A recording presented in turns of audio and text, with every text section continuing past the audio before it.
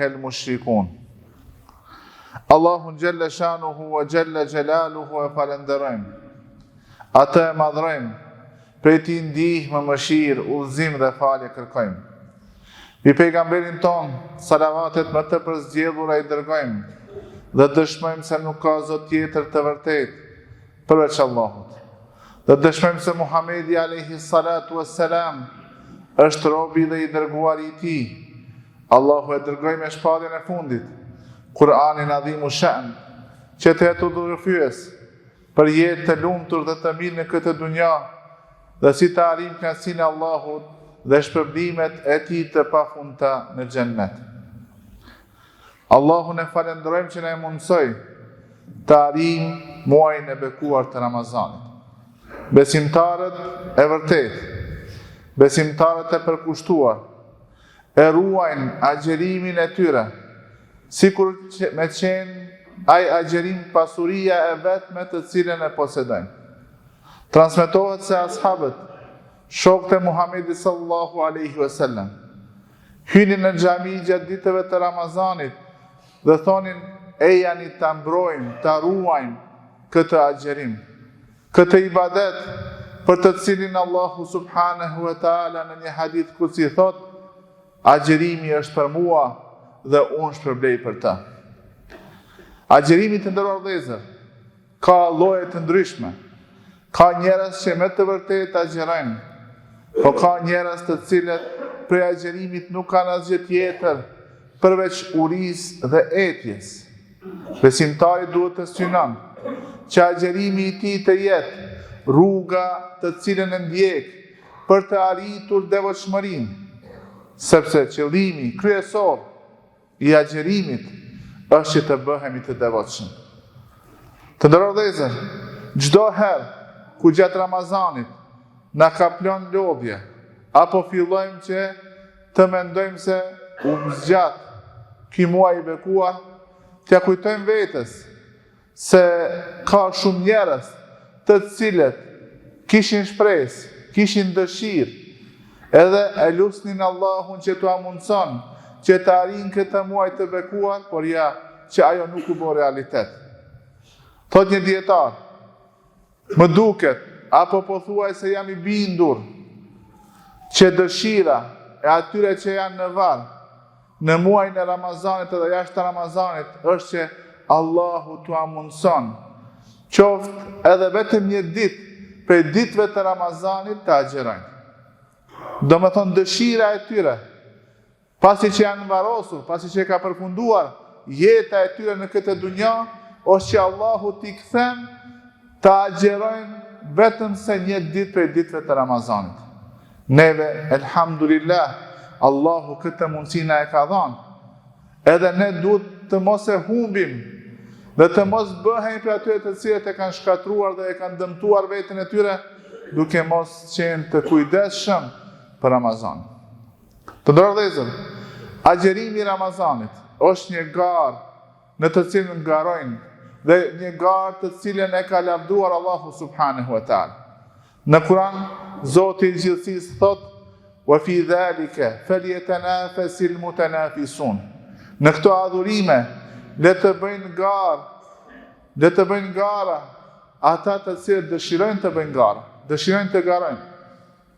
Prej ibadeteve në të cilët ne duhet ta dëshmojmë vetveten në këtë muaj të Ramazanit janë ibadeti i parë dhe kryesor, për të cilin Allahu subhanahu wa taala, domethënë, e ka caktuar muajin e Ramazanit si muaj i agjerimit, është agjerimi.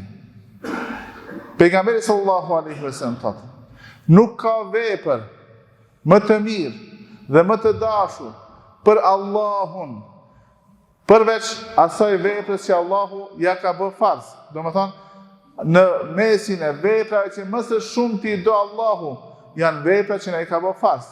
E në këtë muaj na e ka bërë farz agjerimin. Prandaj ne në këtë muaj duhet të agjerojmë. Këtë muaj ashtu si ka caktuar dhe e ka definuar Zoti i gjithësisë Allahu subhanahu wa taala.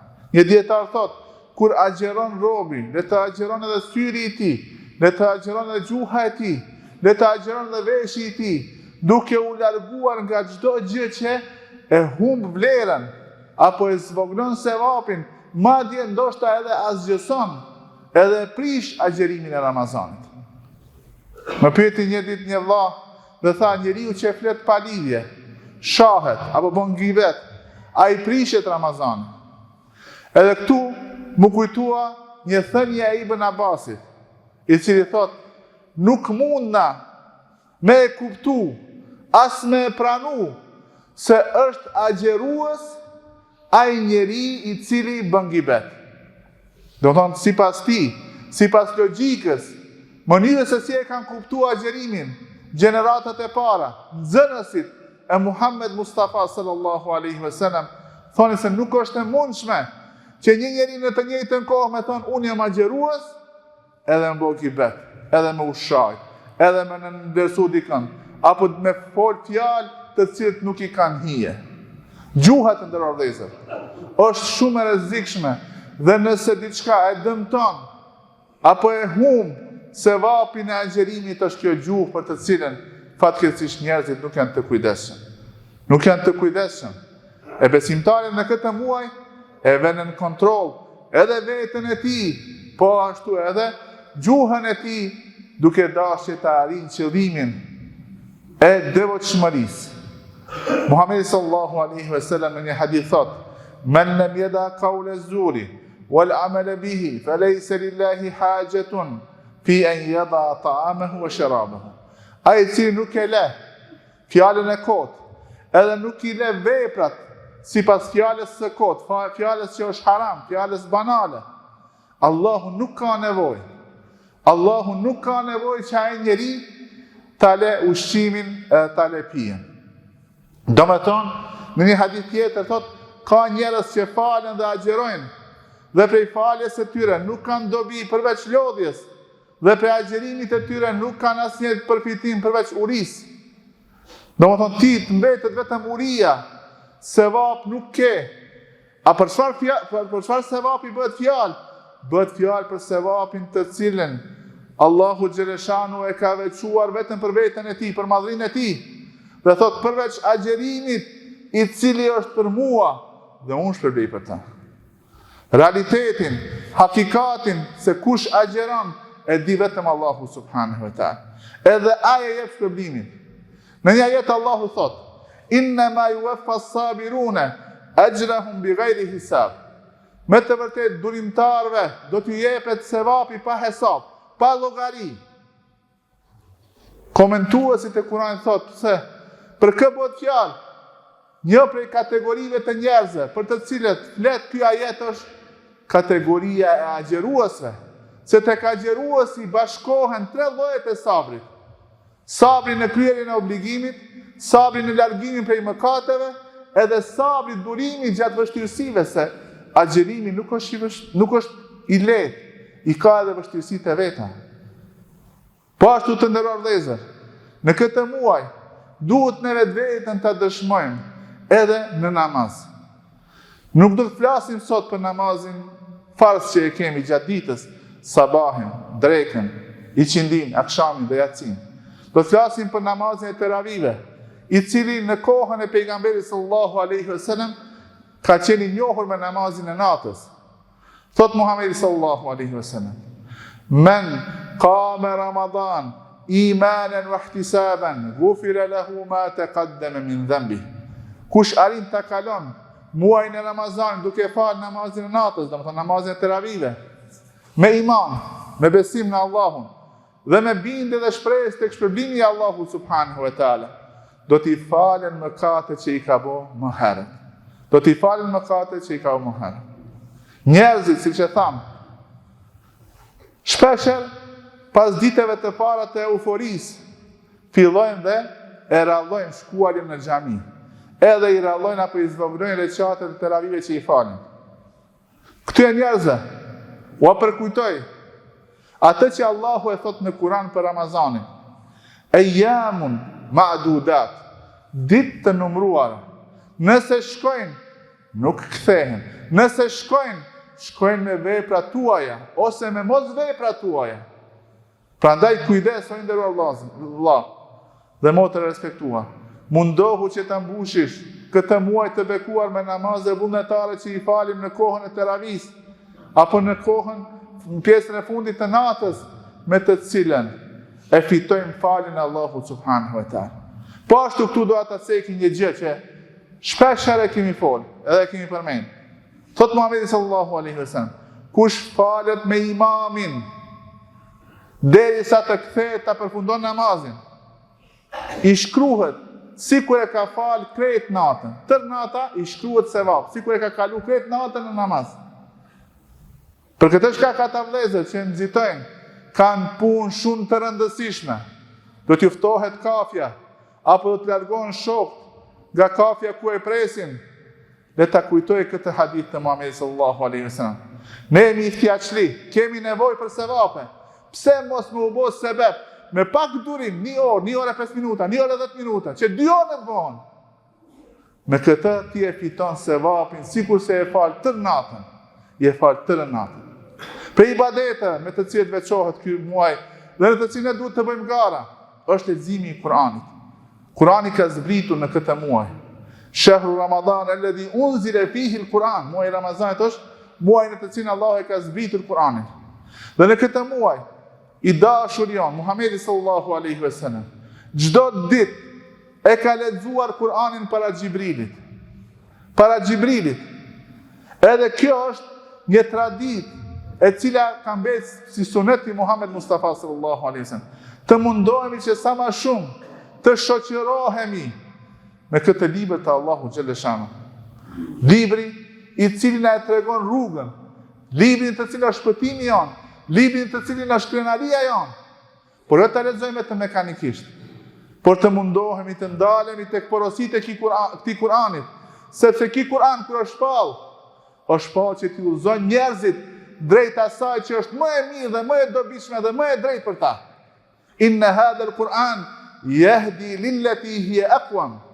Me të vërtetë ky Kur'an i udhëzon njerëzit drejt asaj që është më e drejta, më e mira, më e sakta, më e vërteta, më e dobishmja.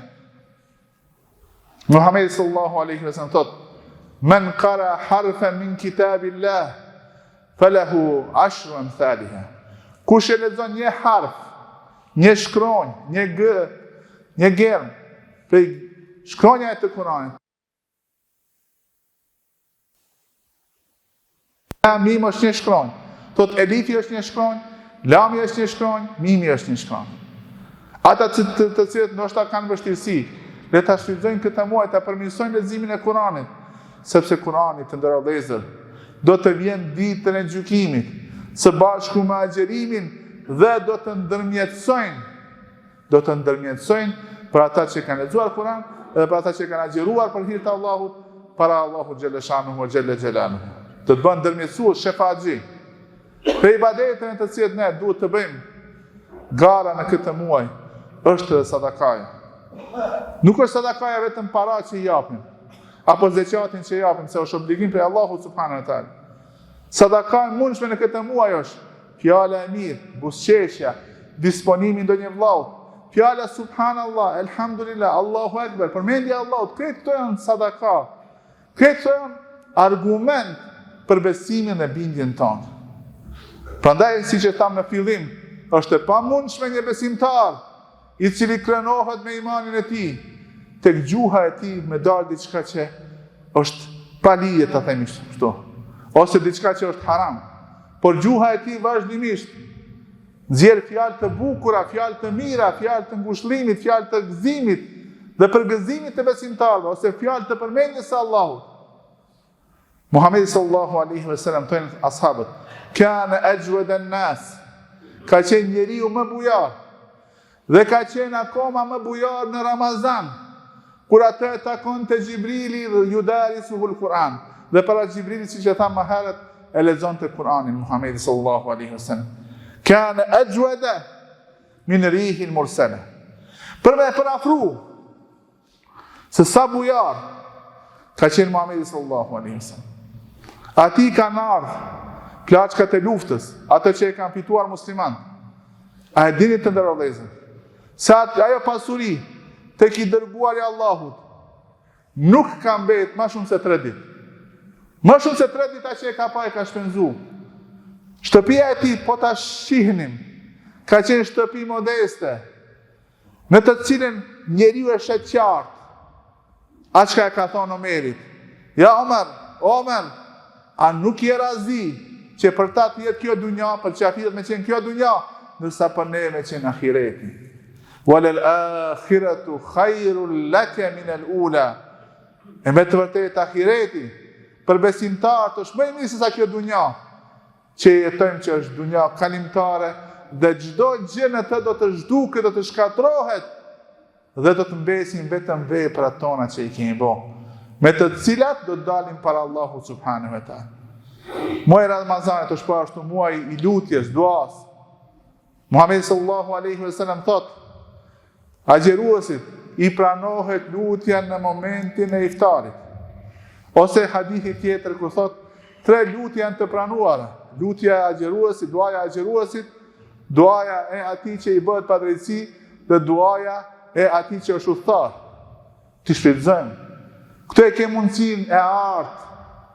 Thot një dietar, Allahu në fund të ajeteve që flasin për agjerimin thot, wa idha sa'alaka ibadi anni, dhe nëse të pyesin robërit e mi për mua, thuaj, Allahu, unë jam afër, ujibu da'wata da'i idha da'an, i përgjigjem lutjes atij që më lutet.